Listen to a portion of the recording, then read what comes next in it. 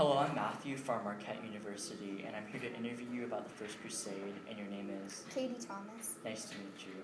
So, can you give a brief background on this crusade? This First Crusade began in 1096 and ended in 1099. On November 27th of 1095, Pope Urban II gave an announcement for the First Crusade in Clermont, France, in part to assist the Byzantine army from a request by Emperor Alexius I of Constantinople, but also to regain Jerusalem from the Muslim Turks. And this was a very successful crusade. All right, thank you. Crusade, 1147 to 1149. Soon after the First Crusade, the country of Edessa in 1144 AD was captured by the Muslims and threatened the safety of Jerusalem, causing the Second Crusade to occur. The armies of France and Germany didn't even arrive at Jerusalem, which gave a reason for the Third Crusade. It was an unsuccessful crusade. Emily, did you know we have a test next period in Mabini's about the Crusades? And all I know about the Third Crusade is it began in 1189 and ended in 1192. Well, you have to also know the Saladin and his Muslim armies took control over Jerusalem in 1187, and with the leaders of three major countries, Germany, England, and France, neither one of their efforts resulted in the reuniting of the Holy City. And do you have any additional information? Yeah, and I also know that Richard the Lionheart of England settled an agreement with Saladin, and he permitted Christian pilgrims to enter unharmed. And I know that the crusade was a fail. Holy Father, Pope Innocent III, can you give me your experiences on the Fourth Crusade? Involved in the Fourth Crusade, it was recovered Jerusalem, but failed and instead conquered Constantinople and caused friction between Catholics and Orthodox Christians. It was the year of 1201 to 1204. I'm teaching this to you so you don't make the same mistake as I did when you become Pope. First, okay, can you stop for a moment?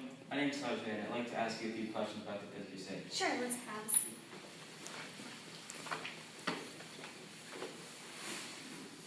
Can you please tell me about the Fifth Crusade? Sure. So during the Fifth Crusade in 1217 to 1221, in hopes to regain the Holy City, Egypt was the target because it was the heart of the Muslim rule. It was effective in capturing Damietta, a city in Egypt, but was then defeated. And as a result of this defeat, the opportunity to accept the offer from Damietta of returning Jerusalem to the Catholics was lost. This crusade ended in a fail. This is the Sixth Crusade. It began in 1228 to 1229. The Holy Roman Emperor Frederick II successfully led the recapture of Jerusalem. It did not take long until it would be retaken. This is the Seventh Crusade. It began in 1248 and ended in 1254 AD. Once again, its objective was to reclaim Jerusalem, and once again it fell through. Louis IX was imprisoned and charged by the Egyptians. This crusade, along with the Sixth Crusade, was led under the rule of a monarchy, and generally not the papacy.